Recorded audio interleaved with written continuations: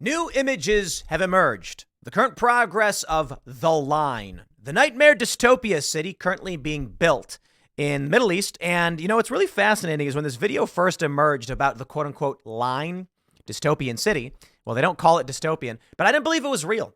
I've seen all these videos of concept cities and plans, and I didn't believe anybody would actually try to start building one of these things. But of course, check this out.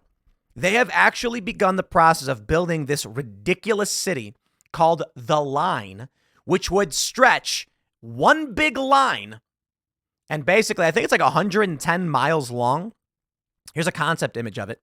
It's massive, and you would live inside this big tube, which stretches to the water. 75 miles.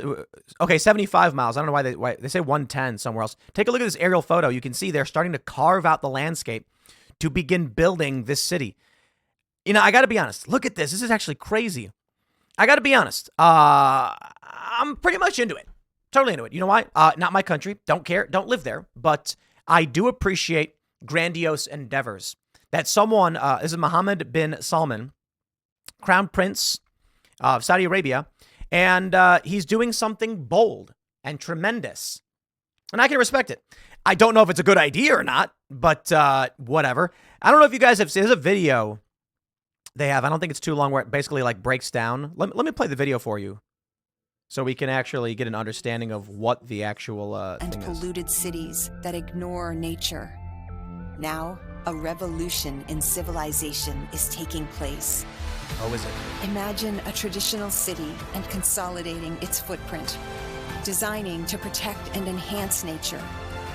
The line will be home to 9 million residents and will be built with a footprint of just 34 square kilometers. And we are designing it to provide a healthier, more sustainable quality of life. The line's communities are organized in 3 dimensions. Residents have access to all their daily needs within 5-minute walk neighborhoods. And the line's infrastructure makes it possible to travel end to end in 20 minutes with no need for cars, resulting in 0 carbon emissions. By leveraging AI technology, services are autonomous, saving you time and effort. Designed by world-leading architects, the line is 500 meters tall, 200 meters wide, 170 kilometers long, and housed within an elegant mirror glass facade. Intelligent solutions create efficiency and year-round temperate microclimate with natural ventilation. Energy and water supplies are 100% renewable. The line is designed as a series of unique communities, offering a wealth of amenities, providing equitable views and immediate access to the surrounding nature. With 40% of the world accessible within 6 hours, at the heart of the globe's key trade routes. Wow. A place for commerce and communities to thrive like nothing on Earth seen before. The Line, the city that delivers new wonders for the world. I'm pretty excited, actually. I like the idea of a grandiose effort. Now, my concerns are, does this expand beyond? Is this a cultural shift? Because the concerns I have are, what they're basically saying is it's a hyper-dense city, and I can't imagine it's going to be very nice. And they show these things, and it's all beautiful, and it's pretty. It's basically one massive skyscraper that everyone's going to live in. But I have hopes. And this is my thing. Part of it feels rather foolish. Some of it feels rather dystopian. The Line. It seems like some kind of dark sci-fi movie where there's a villain of the corporation and he works and lives in the line or whatever. And that's all the poor people are going to be like, can you get in? We can't get in. They're going to be trying to break through the walls or whatever. But I kind of like the attempt at doing something big and bold. And I wonder what this really means.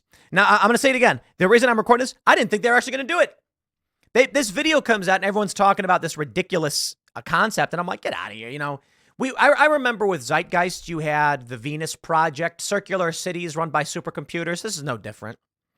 But I suppose the argument for a straight line is digging tunnels for underground trains, much, much easier to go in a straight line. But here we are. Check out these photos. For those that are just listening, this is actually fairly insane to actually see. They're carving out a massive trench, a 75-mile-long horizontal skyscraper mega project, and they are literally carving out this massive trench. It's going to be wild. I'm actually excited to see how this plan plays out. And you can see that their basic plan, the concept is they're going to create a hub for international trade and travel. And I wonder if this is going to be like where the ultra rich live. That being said, it's in Saudi Arabia. So I have questions about anybody who really wants to travel to Islamic nations because it does not seem fun. We hear all these stories about women who will travel to like Qatar or Dubai on business, get raped, and then when they report it to the police, they get arrested because sex outside of marriage is illegal.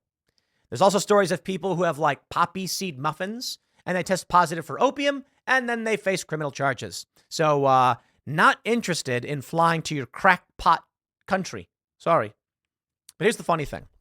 The doubters. Popular Mechanics writes, Saudi Arabia is building an entire city in a straight line. It makes zero sense.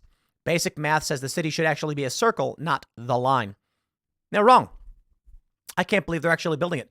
So this is from September of last year, and they are wrong. I know. I remember I mentioned the Venus project from, if you've seen the film Zeitgeist. The idea is to create a circle because it's easier to travel in a circle to get to where you want to go. Concentric circles you have a train in the middle, a train outside. And actually, the argument here is a straight line. It's actually easier. Now, if you're on one end of the line sitting, and you want to go to the other, it's 20 minutes. But if you're at any point on average, you're about 35, on average, the distance between you and a target would be 35 miles. They actually break the math down in Popular Mechanics, of course, because, 50 or so % of what the line is. Okay, so here's what it says. Stretches from the Red City to the city of Tabuk, 110 miles away, with 9 million inhabitants. I don't know. They're saying it's 75 miles. This has a 110-mile span. I have no idea. They make the argument that if you were to build a circle, they say in this instance, with the line, everyone's going to be 35 miles apart. But if you were in a circle, everybody would be only, what do they say? Is it substantially less? Where's the actual number? 1.8 miles. The distance between two random residents in a circle, 1.8 miles. The issue, however, that many people bring up, they're trying to avoid hyperdensity. It's already going to be a massively dense city, but they want it to be that you are 35 miles apart. Population density sucks. And this might be their saving grace. Because I look at the story of the line and I'm like, you cram everybody into this giant skyscraper and it kind of sounds like it's going to suck. Although I wonder where they'll put their skate park. I do appreciate the ambition of it. Maybe they could make it a little bit longer. But the idea is it won't be as dense. There will be basically two trains running back and forth. And I wonder if they'll loop around at the end, probably. So it's actually a lot of trains operating on two different tracks. They say the line, as Bin Salman is calling, the ambitious project will preserve 95% of nature. 0 cars, 0 streets, 0 carbon emissions. The city will be powered by 100% clean energy and artificial intelligence, while an estimated 90% of available data will be harnessed to enhance infrastructure capabilities beyond the 1% typically utilized in existing smart cities. Technological traits aside, can Bin Salman's core concept, a 105 miles, you've got a new number, now it's 105 miles, built in a straight line actually work? In the city of Chicago, for example, if the city of Chicago were rearranged into a single line at about a density of 1 million resident per 100 miles, the line would stretch almost to St. Louis, a distance of just under 300 miles. The entire Chicagoland area, if it were on such a line, it would reach Jacksonville, Florida. Entirely new paradigm. Or is it? Does it make sense for a city? We just never thought it through. The idea of a very long, narrow city does exist, at least in fiction. Tower of Babylon, 40 to 60 miles high. Yeah, but a tower, with a tower, you've got gravity and you've got all that stuff. I'm just going to say it. I don't know this is possible. 9 million people crammed into this gigantic skyscraper stretching straight across this land. I don't know, but they're building it. The nightmare dystopia is upon us, my friends. I imagine what's going to end up happening is if their vision comes to fruition, then there will be a major economic hub People will travel far and wide, and it will be like a culturally diverse metropolitan mecca, amalgamation of all these different countries as a major trade hub. That's kind of what they're trying to make it. And, they say 6 hours from most of the world. I don't know that that's possible on the other side of the planet. I don't think 6 hours makes sense. But I do imagine this may become the multicultural, a figurative Mecca. I mean, it's Saudi Arabia, so Mecca's quite literally there. But like a principal hub for the world, and the global economic powers will live and reside in this massive Elysium-like skyscraper. I don't know. There it is. Look at that. I'll leave it there. Next segment's coming up tonight at 8 p.m. over at youtube.com/TimcastIRL. Thanks for hanging out, and we'll see you all then.